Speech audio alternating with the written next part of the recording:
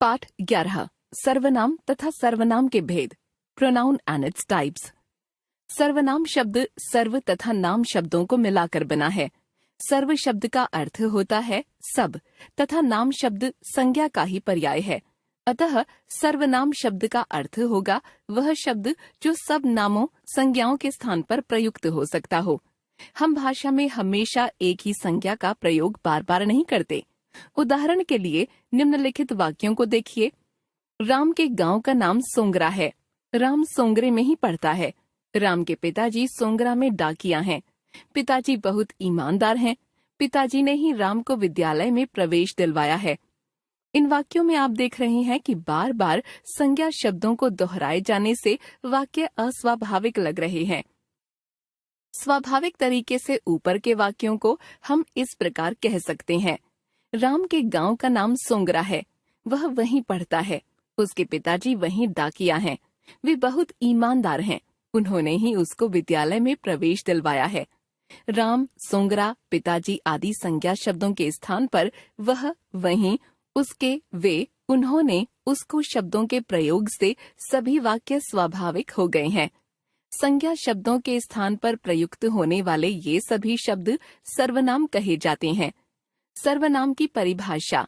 वाक्यों में संज्ञा शब्दों के स्थान पर प्रयुक्त होने वाले शब्दों को सर्वनाम कहा जाता है। वाक्य में सर्वनाम भी वही प्रकार्य करते हैं जो संज्ञा शब्द करते हैं। सर्वनाम के भेद। जिस तरह से सभी संज्ञा शब्द एक ही तरह के नहीं होते, उसी तरह सभी सर्वनाम शब्द भी एक ही तरह के नहीं होते। सर्वनाम के 6 भेद होते हैं।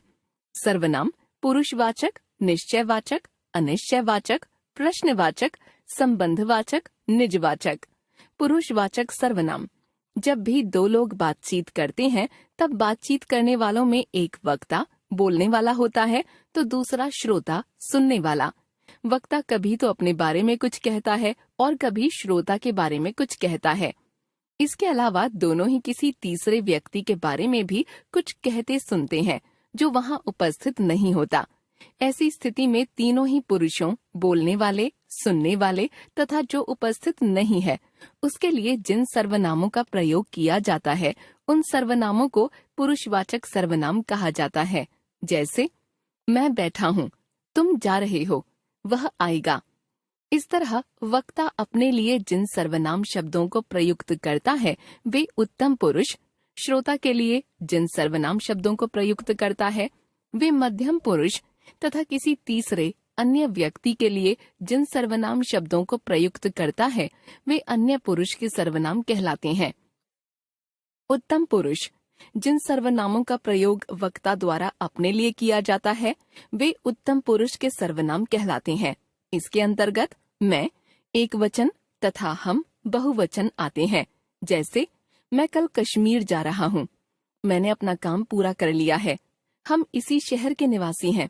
हमें किसी से कोई शिकायत नहीं है। मध्यम पुरुष। श्रोता के नाम के स्थान पर जिन सर्वनामों का प्रयोग वक्ता द्वारा किया जाता है वे मध्यम पुरुष के सर्वनाम कहलाते हैं। इसके उदाहरण तू, तुम तथा आप हैं। तू सर्वनाम। व्याकरण की दृष्टि से तू एक वचन का रूप है, परंतु हिंदी में तू का एक वचन में प्रयोग बहुत कम होता है। तू का प्रयोग केवल बहुत घनिष्ठता या निकटता की स्थिति में एक वचन में होता है, जैसे दो दोस्तों के बीच। अब हिंदी में तू के स्थान पर एक वचन में तुम तथा आप दोनों का प्रयोग होने लगा है। अतः बहुवचन में इनके साथ लोग शब्द जोड़ दिया जाता है। जैसे एक वचन, बहुवचन। मीरा, कल तुम स्कूल मत जाना। भाभी जी, क्या आप यहीं रुकेंगी? लड़कियों, कल तुम लोग स्कूल मत जाना। दोस्तों, क्या आप लोग यहीं रुकेंगे? अन्य पुरुष। वक्ता या श्रोता के द्वारा किसी अन्य व्यक्ति के स्थान पर जिन सर्वनामों का प्रयोग किया जाता है वे अन्य पुरुष के सर्वनाम कहलाते हैं। इसके अंतर्गत एक वचन में वह तथा बहुवचन में वे रूप प्रयुक्त होते हैं। जैसे वह, सोहन से। आजकल वीणा कक्षा में नहीं आ रही। वह इन दिनों कहीं बीमार तो नहीं है? सोहन, हाँ, वह बीमार है। वे सर्वनाम व्याकरण की दृष्टि से तो बहुवचन का रूप है, परंतु इसका प्रयोग भी प्रायः आदर सम्मान देने के लिए एक वचन में किया जाता है। जैसे एक मित्र दूसरे मित्र से, कल मेरी माताजी दिल्ली जा रही हैं, फिर वे दिल्ली से हरिद्वार जाएंगी। हिंदी में वे का बहुवचन रूप भी लोग लगाकर वे लोग बनाया जाता है। जैसे एक छात्र दूसरे छात्र से, कल श्रीलंका की क्रिकेट टीम के खिलाड़ी भारत आ रहे हैं, वे लोग ताज होटल में ठहरेंगे। निश्चयवाचक सर्वनाम, जिन सर्वनामों से किसी निश्चित व्यक्ति या वस्तु का पता चलता है उन्हें निश्चयवाचक सर्वनाम कहा जाता है। इसके अंतर्गत एक वचन में यह, वह तथा बहुवचन में ये, वे रूप आते हैं। यह तथा ये का प्रयोग निकट की वस्तुओं के लिए होता है और वह तथा वे का प्रयोग दूर की वस्तुओं के लिए। जैसे यह या ये। अध्यापक, मदन यह क्या उठा लाए हो? छात्र, छात्र किताबों की ओर इशारा करते हुए, ये तो फट चुकी हैं, नई किताबें लेनी पड़ेंगी। वह या वे। अध्यापक, वह इशारा करते हुए, क्या चमक रहा है? बच्चा, वे कौन हैं? उनको पहले तो कभी नहीं देखा।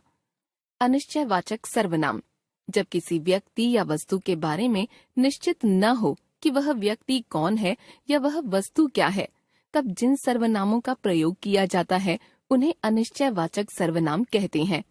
अतः अनिश्चयवाचक सर्वनाम वे सर्वनाम हैं जिनसे किसी निश्चित व्यक्ति या वस्तु का पता न चलता हो।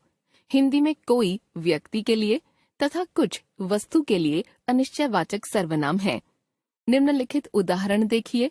शायद बाहर कोई खड़ा है। आज मुझे कोई याद कर रहा है। बाजार से कुछ ले आइएगा। मुझे भी कुछ मिल जाता तो अच्छा होता। प्रश्नवाचक सर्वनाम, कई बार किसी व्यक्ति या वस्तु के बारे में मन में प्रश्न उठते रहते हैं कि वह व्यक्ति कौन है या वह वस्तु क्या है। ऐसी स्थिति में उस व्यक्ति या वस्तु के स्थान पर हम प्रश्नवाचक सर्वनामों का प्रयोग करते हैं। हिंदी में कौन व्यक्ति के लिए, क्या, कौन सा, कौन सी वस्तु या घटना के लिए प्रश्नवाचक सर्वनाम है। जैसे कौन बोल रहा है? यहाँ कौन सोएगा? आज आपने क्या बनाया है? इन घड़ियों में से आपको कौन सी पसंद है? इनमें से आप कौन सा मकान खरीदना चाहते हैं? संबंधवाचक सर्वनाम, मिश्र वाक्यों में एक प्रधान उपवाक्य होता है और शेष आश्रित उपवाक्य। कुछ सर्वनाम प्रधान उपवाक्यों में आए संज्ञा या सर्वनामों के साथ आश्रित उपवाक्यों को जोड़ने का कार्य करते हैं। चूंकि ये सर्वनाम आश्रित उपवाक्यों का प्रधान उपवाक्य के साथ संबंध जोड़ने का कार्य करते हैं, अतः इनको संबंधवाचक सर्वनाम कहा जाता है। हिंदी में जो, जिसे संबंधवाचक सर्वनाम है।